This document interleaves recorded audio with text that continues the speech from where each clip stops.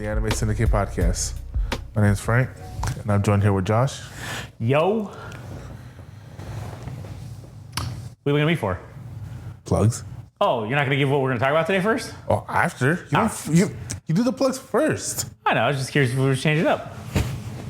But anyways, before we You get don't to our tell me topic, you want to change it up 2 seconds or right in the middle where we're doing something. no, I do shit at the literal last possible. Not only at the last possible second, but the second after it should have actually happened.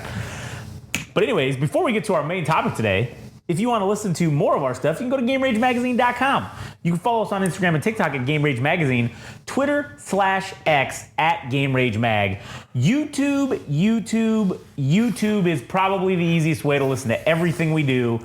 All 18 fucking podcasts. You can go listen on YouTube, and you can listen to the Game Rage Magazine just type in Game Rage Magazine on YouTube. Additionally, since you're listening to this show and you like anime, you love the animes, you might as well go follow Frank at anime_syndicate_podcast. Additionally, if you like music, you should give Adam a try and go follow him at All Gas No Trash Official because he is losing followers like his hair is on fire. It's fucking hilarious. So go help him out over there. And it's the music snobs. That's what it is. It's because we have opinions about music, and the music snobs don't like it. But if you're just, Yeah, but you have completely wrong opinions about anime. But then again, we don't have followers to lose, so. That's a good point. Well, we have listeners to lose, and the listeners keep rising. So that must mean that they at least Are more tolerant. Yeah, tolerant. They must be very tolerant. I mean, they must know I'm special. That's what it is. But you can go follow Adam at All Gas No Trash Official, and you can go listen to the All Gas No Trash podcast. Additionally, I want to do 2 additional little plugs for a couple of our other podcasts. Because if you like anime, I really think that you probably are also into tabletop gaming. And you should go listen to A Slice of Dice, which is the Game Rage tabletop RPG or just tabletop gaming in general podcast. We play Dungeons and Dragons. We did a little bit of Warhammer, like tabletop RPG, and that didn't go so good. But please do us a favor. I know everybody who listens to those type of podcasts, they want to be completionists and they want to listen to the first episode. Our first episode is trash. It's called They See Me Rolling, and we just roll our characters. So we have a shit ton of people listen to it, but then they don't give us a chance and listen to when we actually play the game because they didn't like us just rolling characters, I guess. So maybe if you don't want to hear us do that, because it's kind of boring. I mean, we spice it up and say shit, but it's also a little boring. So if you don't want to hear that, then just go to episode number 2. So you can hear us actually start playing the game.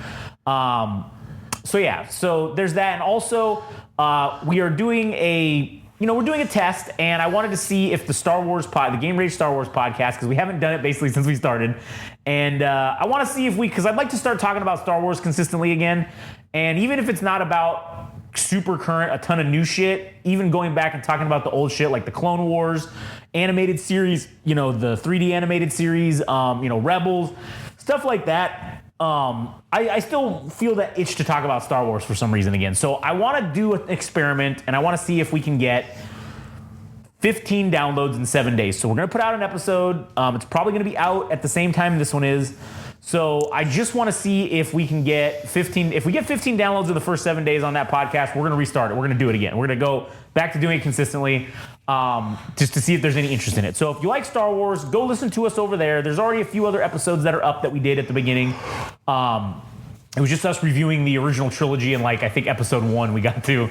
So other than that, go check it out, Game Rage Star Wars, and just see what you think. Anyways, that's the end of the plugs for now. All right. Well, you want to pause it? Oh, all right. Stand by. I don't remember where we left off because you openly said pause. I don't think that would have changed you not remembering where we left off. No, it would have. Well, I did the plugs. The energy of me exploding the rage I had on you, it would have gone to memory. True. Good point. You spent more bandwidth on anger than you did memory. I get bandwidth. That's a good way. That's a good way of doing it. I'm Josh. Well, you already said who we were. Ruben, conspicuous by his absence. I think we may have killed him. Hopefully he'll be back next episode after, recovering from the brutal sushi all-you-can-eat that we made him do. It's funny because that hair band missed you by a hair. Mm-hmm. I felt the wind go by. Anyways, all right. Well, go ahead. Well, I think you were gonna get into what we were gonna be discussing today, perhaps. Today I want to just have you react / discuss scenes from animes. Not that they're like the greatest scenes, but scenes that like caught me. Okay, they like sucked you in. Yeah, even though like not all of them are action or the greatest scenes, it's just moments that made me remember the show. Even if some of them are some of the greatest moments of the show, and some of them are just like random moments that people would be like, "Why?" Oh, okay. It's just, and there's no particular order. It's just random scenes. Yeah. All right. Fair enough. All right. So, what's the first scene we're going to be setting up? The introduction of Escanor, the Sin of Pride from the Seven Deadly Sins. Okay. All right. So if you want to watch along with us, we'll promote whatever YouTube channel this is on because we're using it to watch. We're not going to play it obviously, but you can go search it on YouTube and watch along with us. Well, I got to find it first. Yeah, and obviously while you're there, you may as well just go to Game Rage Magazine and subscribe if you haven't already to this Game Rage YouTube channel, so you can get all of our podcasts and all of our content immediately as soon as it is available. Who's it? Escanor? Yes. All right, ready? Yeah. All right. Here we go. Which is the video on there? Oh, let's watch it and then we'll say what it is. Got it. All right. All right. So that was Galad versus Escanor, otherwise known as Escanor's debut in the Seven Deadly Sins. Yeah, that was fucking cool. You think? I have not seen that anime, right? So I have no idea what the fuck's going on. So you kind of explained me the backstory a little bit, but yeah, that was cool. That was a cool thing to see this guy who's basically this small weakling and this demon's like taunting him. And basically he's like, oh, by the way, you don't know who I am, motherfucker. And then he's like the Hulk. He literally fucking rips out of his clothes and just expands into this like giant fucking 85-pack fucking muscle guy. And then again, being the Sin of Pride, like, I'm the one that stands above all races. Yeah, that was pretty funny. Yeah, and then he fucking makes this demon bitch out on his own commandment. Yeah, which is funny. They didn't show it in the video, but that chick, I forgot what commandment she is. But she straight up just removes his soul. God damn. And eats it. But because he's a child, he is the one loved by the son, his soul ends up burning her from the inside out. God damn. And then what? He goes back into his body or whatever? He goes back into his body. So he basically kills both of them. No, technically he defeats both of them. Okay. But they're both alive. Oh, okay. But the one he was fighting there, the one that gets turned to stone. Yeah. He's a what's the word? He doesn't play a role for the rest of the series. Oh, I got you. They show him alive for 10 seconds and he's actually killed. Oh, I got you. That bitch ends up surviving, but she Morty ends up gets killed or something later on. Oh, I got you. Yeah, so, one thing that I do. I will have to say one thing before you. Sorry, go ahead. No, I was just gonna say I there's one thing that I do sort of. I don't know if I need this more in my anime, but permadeath. Okay, but that's asking a lot for shonens. Right. Well, that's what I'm saying. Shonens aren't going to give me that. I don't think they're ever going to give me that.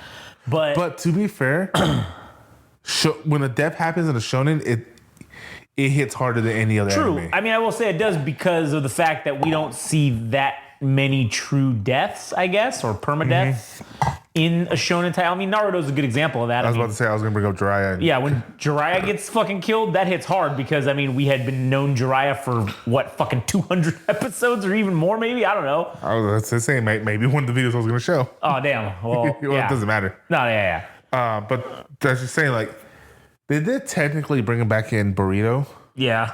But it's not him. It's a clone. Oh, and that's technically another series, I guess. And it's not the same person. It's not the same name. It's the same. Yeah, it's a clone, like you said. Yeah. It doesn't have his memories or anything like that, but it has his abilities and whatever. Yeah. It was stupid. That sounds cheap. I don't know. That just sounds cheap. I mean, again, that wasn't Kishimoto, from what I understand. Yeah. I think Kishimoto took over a little later in Boruto. In Naruto, there is the war arc. where Right. they bring back the dead. Yeah. And they don't bring back Jiraiya because that's how powerful of a death it was. Yeah. He even said it best, like having him come back to life and face Naruto,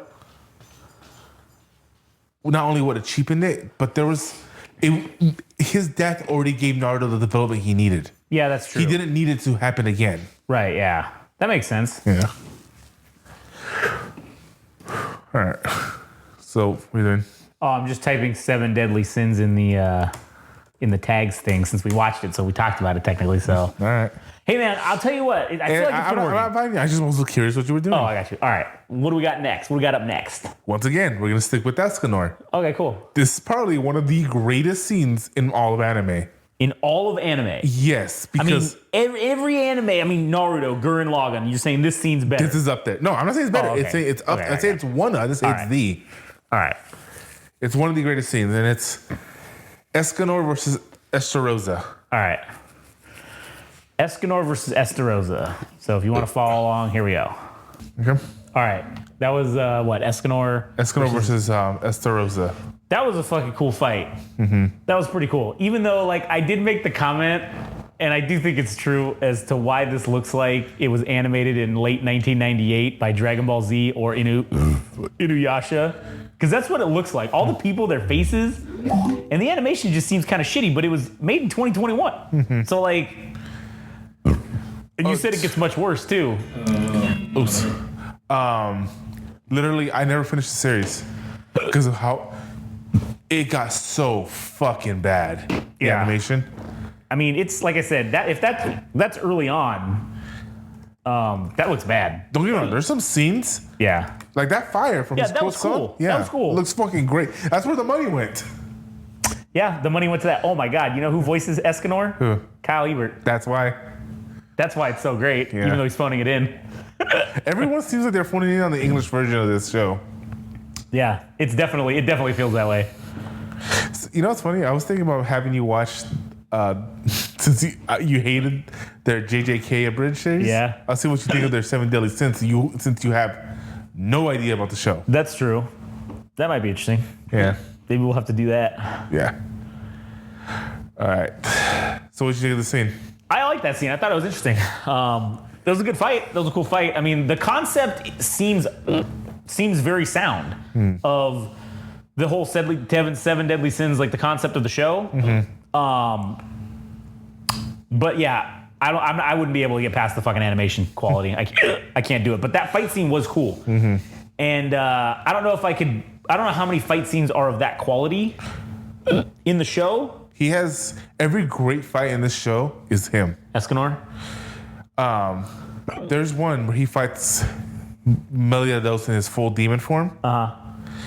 And it should be one of the greatest fights of the show, and it looks so fucking. It's great because Escanor is Escanor, but the animation quality is so fucking bad that people are like, the only good thing about this fight is Escanor. I got you. Literally, 90% of the people who watch the show stop watching after Escanor dies. Oh, well, you know, that makes sense. That makes fucking sense. But like, what do you think about how prideful this motherfucker was? Oh, yeah, super prideful. Oh, did you drop a penny? That was fucking great. Like, Yeah. did you drop something over there? Oh, no wonder that attack hurt since it was made from my attack. No wonder that attack actually gave me a slight hint of pain was because it was, level was based on my attack. Yeah. So, You won the fight. Who decided that? yeah, true. Your attack covered the. He goes, your darkness ate my sun, and then the sun reappears. Who decided that? Yeah, that was fucking pretty cool. Yeah, it's one of the best things of the show. Like, now this is gonna be a weird one.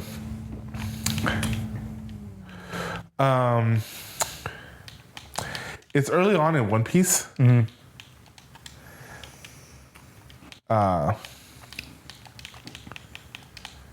How early on? Like third, fourth episode, Oh, okay. when they first introduced Sanji. Okay.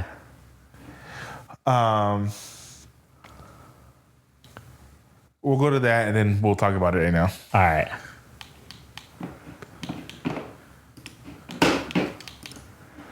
All right, that was Sanji feeding Gin or Gin. Yeah. Man, that was a good episode, or not a good episode, but a good scene. Because he's like so happy to be fucking eating, and he's like letting Pride tell him to fuck off, basically. And he's like, "Look, man, just fucking eat it. If you die, like if you eat it, you'll be able to look forward to a new tomorrow or whatever." And then he's like fucking just crying as eating it, and then fucking Luffy, the stupid ass, good job, buddy. Now you can join our pirate ship and be our chef. That was a good scene. For me, it's like, because he saw the other guys just threw him out. Yeah. Essentially to fucking die. Right, yeah. I mean, you see it later on in the episode that Sanji went through that. He was stuck on an island where he had no food and water. Yeah. And essentially was starving to death. Right. So he understood the pain that man was going through better than anybody there. Right. Even though this man was a pirate who was there to rob them. Yeah, pretty much. He still gave him food because he understood that pain. Yeah. And it's just, I don't know, for me, it's one thing I always... The greatest failure of every government that is out there is that there are people starving. Yeah, true. To me, that is the greatest failure. Indeed. Every government is guilty. There is no government that is free of that sin. Yep. Especially the Soviet Union. Yep, true story. Nobody ate in the Soviet Union. There shouldn't be hungry people out in the streets. Yeah, true.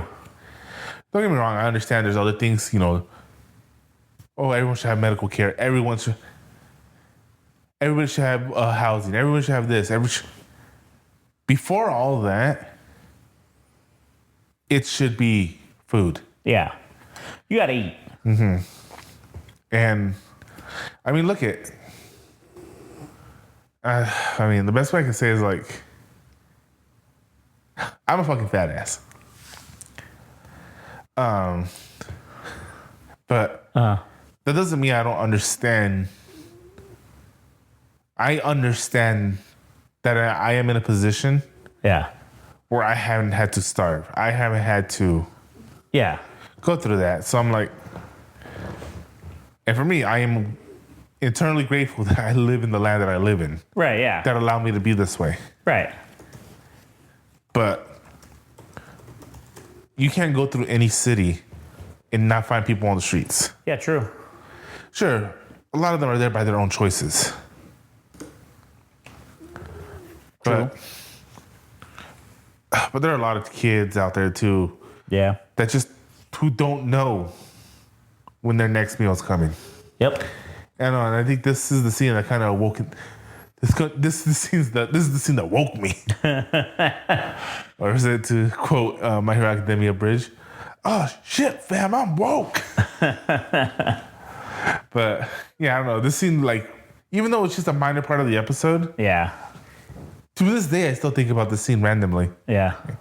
Especially anytime I see homeless people and stuff like that. Right, right. I know it's a scene that really touched me. Yeah. Which is What it was meant to do. yeah. Yeah. So yeah. Even though One Piece isn't my favorite fucking show, it's just It's a good scene. yeah. Yeah. Speaking of which, will be another scene From One Piece. One Piece. Another scene that kind of got me to the heart. Which is? Zoro takes on all the pain. Oh, okay. All right. We'll pause it so you can bring it up. Didn't even tell them what he did. God damn, that is a powerful fucking scene. He literally takes it and says, nothing happened here. There's blood everywhere. Like, he's fucking just dripping with blood. He looks like he's been through a fucking Hell in a Cell match with fucking barbed wire bats and shit. With The Undertaker? Yeah, it looks like The Undertaker threw him off of a Hell in a Cell like 9 times. And he's just like, yeah, nothing happened here. I'm good. Again, One Piece isn't one of my favorite shows, but But that scene hits hard, man. Yeah. That scene's fucking great. all right. Yeah, it's like fucking bro, man. It's a bro moment. It is a bro moment. And then not to even tell him that he did it for him. Yeah. That's just- even higher of a bro moment. Because then all he's gonna do is make him worry about it. Yeah, he'll be like, oh my God, I owe this guy everything because he fucking took this pain for me. He literally was my Jesus Christ. He almost died for my sins. Almost, right? Yeah. Yeah, great scene. Great scene. Oh. All right, so for the next one, it's even the wallpaper on my fucking tablet. It's probably one of the most funniest surreal scenes from Dr. Stone. All right. So, yeah. What season was it from? The first season. Okay. All right, I've seen that, so we'll see. We'll see if I remember it. All right, go ahead. Wow, it's just that little tiny part when they placed all their bets on Jinro fighting Magma in the end, and they have a chance when they tire him out. And they had this whole strategy set up, and no, literally, it's the first match is them two, so the worst possible outcome, and their reaction is just that black and white with those weird ass fucking faces, and them just going was the funniest shit. One of the funniest shits of that year for anime in modern memory. Yeah, that was pretty fucking hilarious. I couldn't. If I tell you, I had to pause it.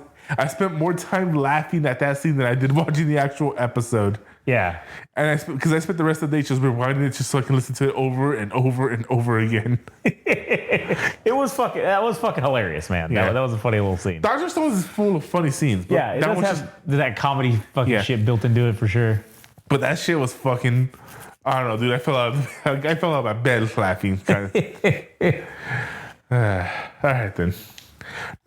Next. Now for actual fucking scenes. The next one is going to be one of the best moments. It's in my top 10 best moments in anime. Okay. It's Roy Mustang from Fullmetal Alchemist. Yeah. Absolutely devastating fucking lust. Oh yeah. That was a good scene. Yeah. God, Fullmetal Alchemist is such a great fucking anime, man. I don't know if because like people who just watched Brotherhood, you know, I kind of feel like it's cheating.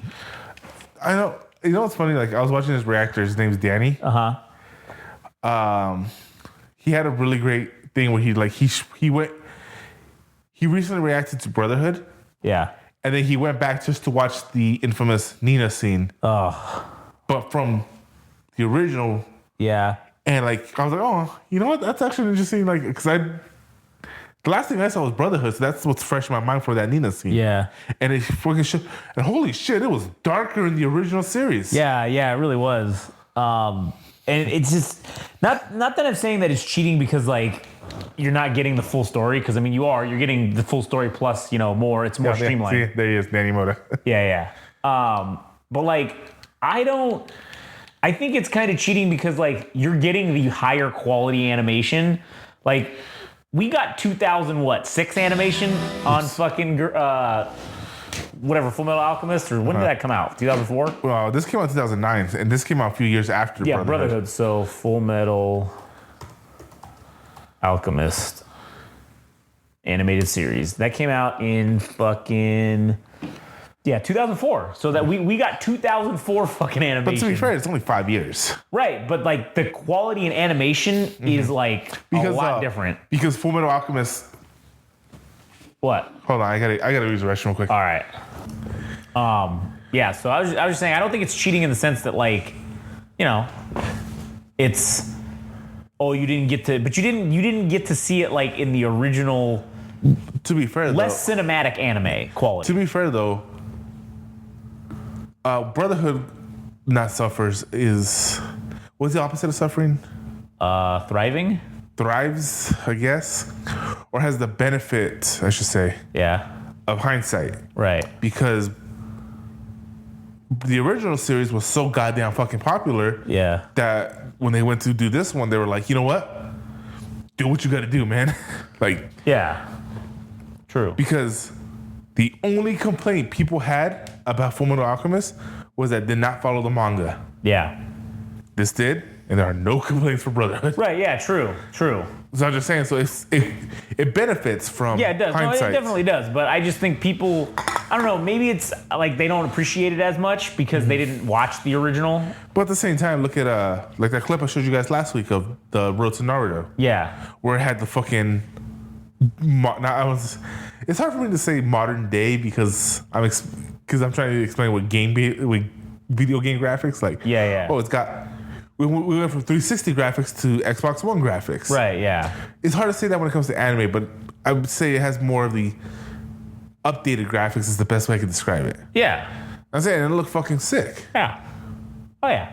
Definitely. I'm just saying, like, I get what you're saying, but at the same time, I'm like, it's a natural progression. No, it is. It is. It is. So anyway. All right, so this is Roy Mustang versus Lust and fucking her up, basically. Yeah. All right, here we go. Oh, man. See, yeah, that was fucking awesome. That was a fucking excellent sequence. Just fucking her, burning her alive.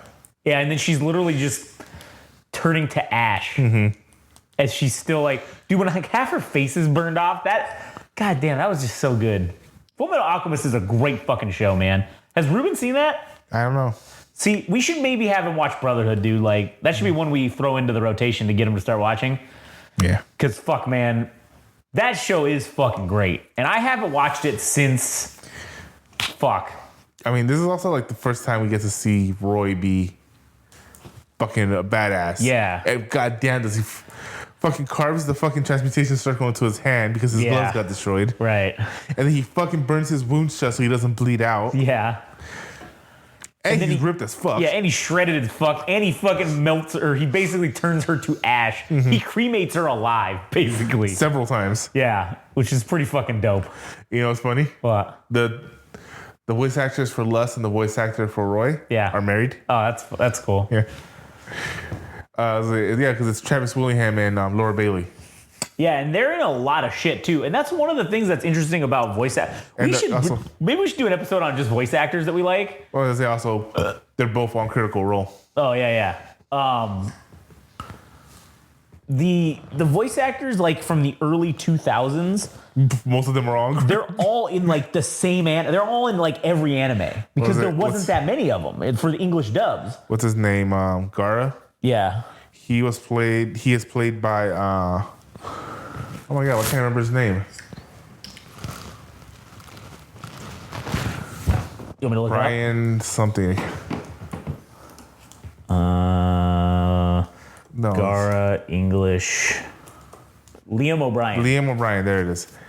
Who's also part of Critical Role. Yeah. Matt Mercer, he's in everything.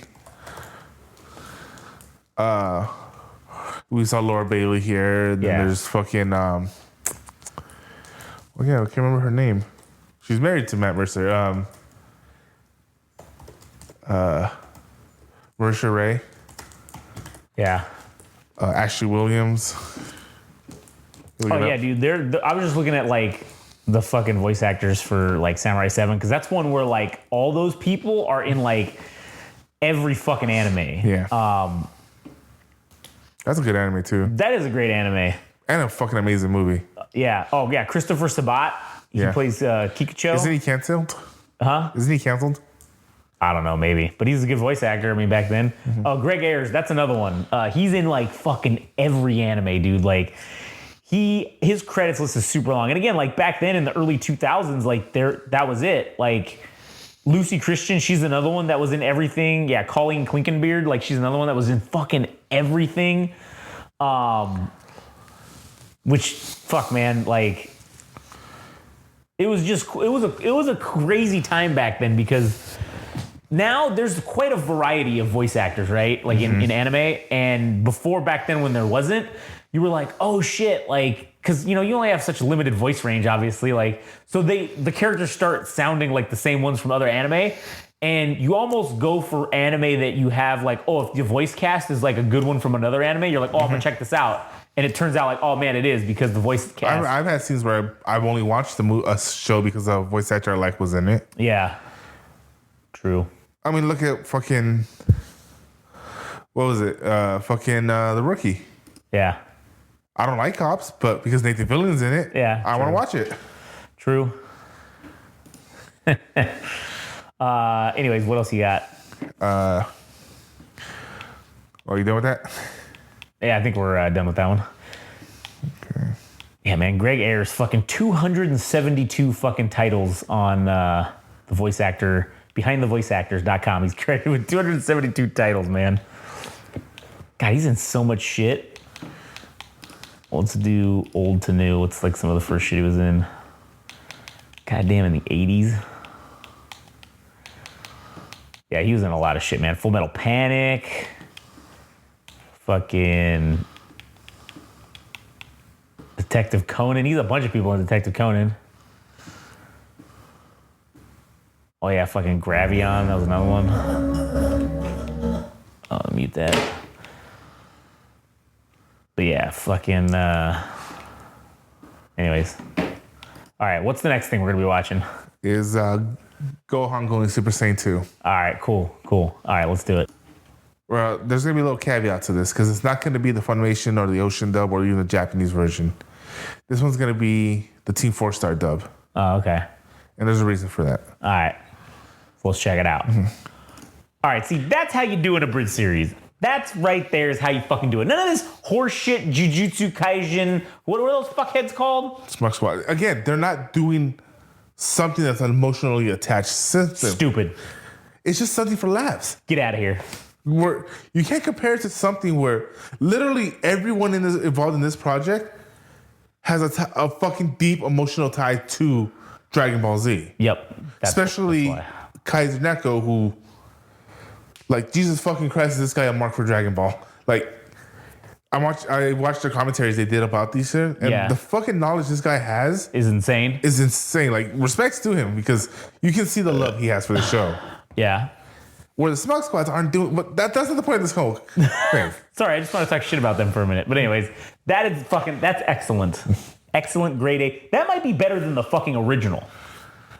That's what we talked about a while back with me, you, and Adam. Remember I sent you these 3? Yeah. I sent you the English dub, the Japanese dub. Yeah. And then this version, you both agree that the English dub was the best one. The English dub was the best one, yeah. And I was making the argument for Team 4-Star. Yeah. Though I will kind of give it to the English version. Yeah. But the Japanese one was not bad. Oh, that was terrible. Yeah. It was not bad. That wasn't bad. But to be fair, that song that they were singing was an English version of the Japanese song that played when Gohan went Super Saiyan 2. Right, yeah. And they made that song, right? They did. No. It's the English version of the song that was playing when Gohan went Super Saiyan 2. Yeah. In the Japanese version. Right, okay. They made the lyrics and stuff like that to make it flow and stuff, but the song is from the Japanese version. Yeah. I forgot who they had singing. He's not part of the team, even though Masako and Lani are amazing singers. Even Takahata, like you'll see later on, can sing too.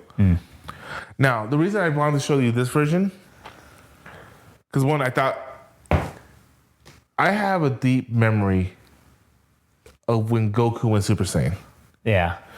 I remember being some little fucking kid sitting on my couch, glued to that fucking TV screen. Yeah. And I know that when it happened, like, I was eating, like, cereal or some shit or some rice or whatever the fuck I was eating. Because I remember it was Saturday morning because, of course. Yeah. And that shit was on the floor. And I'm over there just jumping on the couch like a little fucking idiot. Thinking that was the coolest fucking thing in my life. Oh, yeah. When Gohan went Super Saiyan 2, I was a teenager. Yeah. And to me, I have a stronger connection to that. Even though I fucking loved Goku going Super Saiyan, it is still an icon. But for me, because it's kind of what George Lucas tried to do with Jar Jar Binks, where the kids were supposed to grow up with him. Yeah. It was what happened. That was what happened with Gohan for me. Right, yeah. I was older than Gohan was when Gohan's like 11 or 12 in this, and I was like 14, 15. Yeah. But that scene is just cemented for me forever. And giving props to Team 4-Star because when I saw that version that I just showed you, yeah, it wasn't the same, but it brought me back to that fucking moment. Yeah. It brought me back because when Goku was Super Saiyan and Team 4-Star, it was like, okay, cool. But then it brings me back to when I was a kid and I felt that moment. Yeah. It did. And it was 100% props to their writing, the way they presented it. Oh, yeah. And it was a moment that had to be a serious moment. Sure, they cut in some jokes in the speech and stuff like that. But once the transformation started, there were no more jokes. Yeah. It's the same thing with Goku when he went Super Saiyan 1. When Trunks went Super Saiyan. When Vegeta went Super Saiyan, it was a little bit meant for jokes because the way they treat Vegeta's character. Right. But it was still a serious moment. But for me, I don't know, man. This brought me back to when I was a stupid ass teenager watching this and losing my mind. Yeah. Once again, thinking, "Oh my god, this is the coolest shit ever." All this is so. It's just somebody going blonde. Yeah, basically. And then Super Saiyan 2 is just the blonde kid going spiky. Yeah. But now the reason I wanted to bring this one up, because in Dragon Ball, it's treated as a triumphant moment where Gohan finally gets his courage to do what he needs to do and become the fighter he was destined to be. Yeah. Team 4-Star played it more differently. Right. Because you saw it in the speech with 16, where 16 was like, you're a bitch, dude. You need to stop this. Yeah. Oh, you're going to hold true to your pacifism? Great. Everyone's dead. Yeah. And you got to be a coward to your last fucking moment. Yep. Who fucking wrong? And it's not a triumphant moment. Right. This is a fucking tragedy. Yeah. Gohan is a child having to pick up the slack for the failures of the adults around him. Yeah. He is sacrificing his childhood in order to defeat this monster. Right. And that's what 16 is telling him. Like, he's trying to push him over that edge. And yes, I know they were making the Linkin Park jokes, but yes. Yeah. They are literally, he was able to succeed and push him over the limit. And they were talking about this in the commentary, like, yes, this is a tragedy. This is still a fucking child that has to put the entire weight of the world on his shoulders. Yeah, I mean, he's basically a child soldier. Yes. And so, yeah, it's played as a triumphant moment in the original. But, yeah, if you actually think about it, it is a fucking tragedy that this child has to become a monster to fight this monster and sacrifice his childhood. True. Sure, later on it's treated off as like, oh, he's fine with it now, but it's like, is he though? I know. I don't think he is, man. I mean, even if you look at fucking superheroes when he goes beast mode, dude, it's like, yeah, it's in there. He's damaged. Yeah. And I love the fact that T4 plays it like, hey, this isn't the greatest moment ever. This is a tragedy. Like, this kid is suffering. Yeah, and personally, like, I think Gohan in the series, in the main modern like canon, I truly believe he is the most powerful being in existence. But because he's so fucked up from all this shit, it hasn't come out yet. Well, we saw it come out with Beast. Right, we saw it. Yeah, like, but I think that's just a fraction of the power that he truly fucking has. And like, I don't know what they're gonna do in the future. Obviously, you can't. I mean, I think Gohan turns heel at some point. There is this really cool story out there. It's like, one of those fan-made animation series. Yeah. It's where the Gohan from Trunks' future comes back. Yeah. And like, he's like fucking heel, and he's like he's like fucking pissed off and everything. Yeah. There's this really great scene where he's confronting Vegeta. And he's just like, when my father died, all your boasting of being the prince of all Saiyans, the prince of the Saiyans, the all-powerful. But when my father died and you needed to step up, you failed. You died and all this shit. And he's talking shit. Yeah. He goes, and yeah, you're not even my Vegeta. You're not the real Vegeta. And then he gets into his battle stance. He goes, I just want you to know that the real Vegeta couldn't even go Super Saiyan. Dang. Yeah, I was like, damn, that's great. Damn. That's fucking great. But yeah, there's like, I don't know, for me, that's why I love this scene.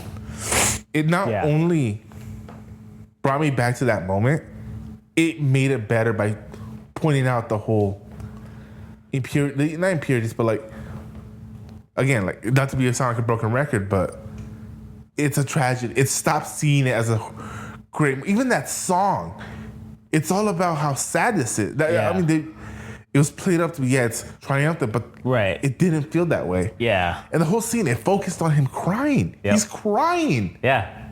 He's a kid. Yeah. And then it disappeared because that's it. I can no longer be that child anymore. Yep, that's when Child Gohan dies. Yes. Man, that's so fucked up. All right. Are we still recording? Yeah. Okay. So this next one, I was like, oh shit, did we not record all that? So this next one is one of my favorite moments. I'm not gonna do the Team 4-Star version because that one's played for laughs really, really well. Yeah. But I'll play the original.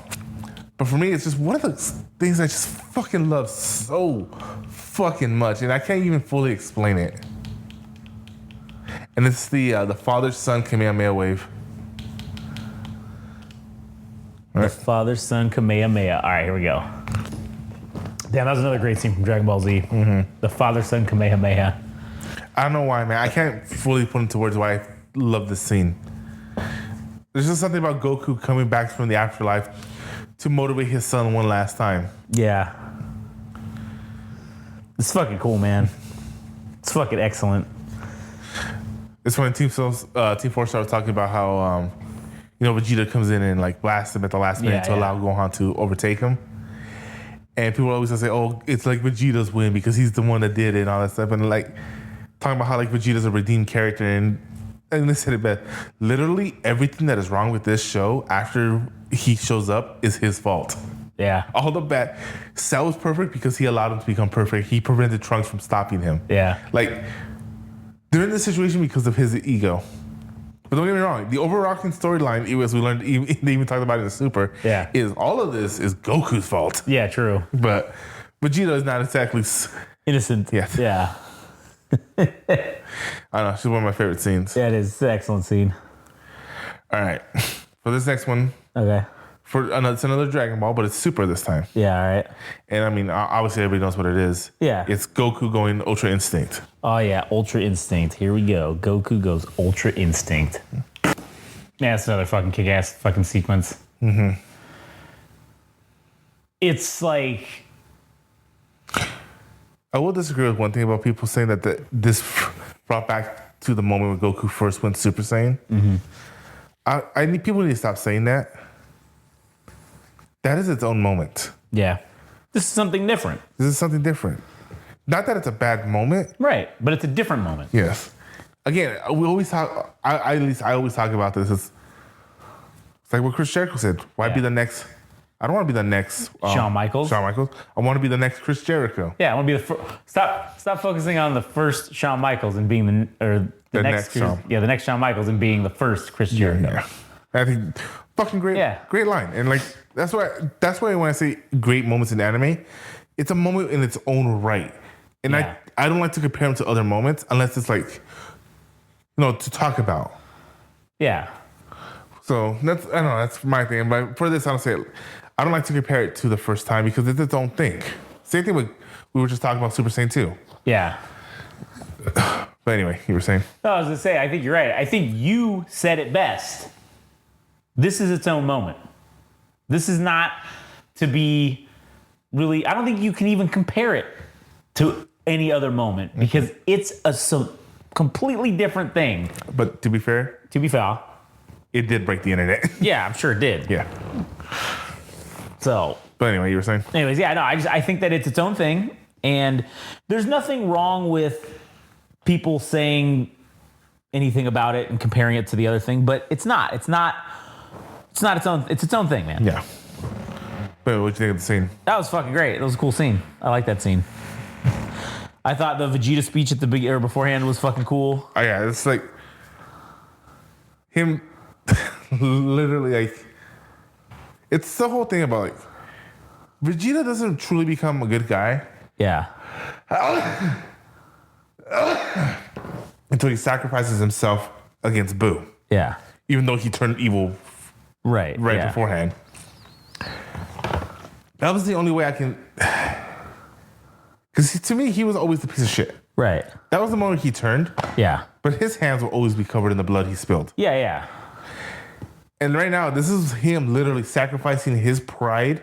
Because he sacrificed everything and gave his energy to Goku. Yeah. In order to keep the fight going. Because if their universe loses, it's over. Yeah, I just love that scene where he's telling that fucking God of Destruction, hey, you said it yourself. He hasn't mastered it yet. Yeah, true. And if you're dumb enough to not see the implication that means, then you don't deserve to be a god. Yeah, that's a true story. And he just says, like, this tournament has been going on for 48 minutes. Yeah. And in those 48 minutes, not just us, but the Saiyans from other universes have been breaking our limits. Yeah. Going further. We are stronger now than we were when the tournament started. Yeah. It's like, do you really think he can't do it? And then you see him falling down and you see him starting to tap into it. Right, And yeah. the guy's like, drink. Yeah, you better do something quick, bitch. Yeah. And he starts getting nervous. It's like, and my favorite line, that to this day, it's probably one of my favorite lines, is like he goes, do it, Kakarot. Trespass into the realm of the gods, dude. It's just, Yeah, that's that line goes hard. It does. It goes super hard. Because Ultra Instinct is, It's basically that. yeah, because it's a power that all the angels have and above them. And the gods of destructions are trying to learn. Even Yeah. Beerus says that he hasn't learned it. Right, yeah. So it's like, oh my God, that was such a great line. Oh, yeah. But anyway, that's my thoughts on it. Hell yeah. All right. Next one. Let's go with Naruto. Naruto. How many more scenes you got? I got a couple more, but how much time we got? Well, we're already at 46 minutes, and it's taken us about 2 hours to record this fucking Because of all 46 the minutes. pausing? Huh? Because of all the pausing? Yeah, well, that, and then, like, we've been watching. These videos haven't been really super long, but yeah, the pausing and that and stuff. I'm taking the shit. Yeah, taking a shit. Category 3 shit. Category 3 shit. All right, let's do one, maybe two more, and then we'll call it. And we'll call this part 1. All right. For shizzle. I was going to say we could just do 2 parts, Yeah. that'd be better. All right. Go ahead and pause it. All right. This one will be what, Naruto? The infamous pain speech. Okay, here we go. Damn, that's another great scene. The cycle of hatred, basically, right? Mm-hmm. Like, you want peace and justice. I want peace and justice. I am enacting my peace and judgment, and now you want to enact your peace and judgment on me for that. Yeah. So what's going to happen to my people? They're going to want to do that to you. Right. And it's going to be just this endless fucking cycle. Mm-hmm. Unless I kill everybody. Well, that's what he wants to do, because Yeah. the Akatsuki's plan, not that, is to take all the tailed beasts and basically use them like nukes to Yeah. Destroy everything. not destroy everything. Basically use it to like sell to other nations, so you could be, hey, here's this new technique we made by using all the tailed beasts that can wipe out everything. But just let you know, we sold it to the Leaf as well. So Yeah. if you try to use it on them, They're going to use it on you. yeah, That's the way you ensure peace, is mutually assured destruction. yes, and I mean, that's basically worked in our world. I mean, but we later find out that was all lies. yeah, yeah. What was really their plan was to absorb all the beasts, revive the 10 tails, put the infinite Tsukuyomi on the moon, and take control of the entire world Right, yeah. Therefore, creating peace and justice. through another means. Yeah, right. Because everybody gets put into their own perfect world. Yeah. And then that's it. Mm-hmm. They've become the Matrix. No, then the tree slowly absorbs them back into it. Yeah. Because Kaguya, when she landed on Earth, ate the fruit that the tree bared. And thus she created chakra. Ah. And so basically the tree is trying to take back its chakra. Got it. Yeah, all right. But the whole thing is like, yeah, that speech is like, it's one of the greatest speeches. It's deep, man. Yeah. It is deep. It's just another reason why fucking Naruto is so great. Mm-hmm. Even, it's a shonen, but like it hits on multiple levels. So, I don't know. Yeah, to me, it's great. one of the greatest things. Yeah, indeed. All right, then. I guess we'll call it for here. All right, cool. That was that was fun. So this will be part 1. Yes. So we're gonna do another part 2 with more great scenes from anime, and maybe I'll slide in a few too for the next one. Mm-hmm. I'll prepare a list of like 4 or 5 Okay. that I think are great scenes in And I anime. promise you I'll try not to ignore them. How fucking dare you? Anyways, but They're going to be ignored, but I promise to try to ignore them. try to not do it. They're going to be ignored though, but you'll try not to ignore them. Anyways, all right, well, that's going to be the end of this episode. If you want, you can go to GameRageMagazine.com and you can follow and see all of our other podcasts. You can follow us on Instagram and TikTok at Game Rage Magazine, Twitter /X at Game Rage Mag, YouTube, Game Rage Magazine. Follow this podcast at anime_syndicate_podcast on Instagram. go follow and listen to All Gas No Trash podcast, the music one. You can listen to or follow Adam at All Gas No Trash Official, and go check out Slice of Dice if you like tabletop gaming, D&D, that sort of thing. Also, if you're into Star Wars, go check out the newest episode of Game Rage Star Wars, which will maybe be titled "Is Anyone Still Here?" I think that's the name of it. That's what I'm gonna call it. That's what we're gonna call it. So go listen to that and see, and see if you enjoy it. And then if we get a bunch of fucking listens, then we'll fucking continue doing it. Anyways, that'll be it for us. Thank you, all the agents, for listening. We'll catch you guys on the next one. Later.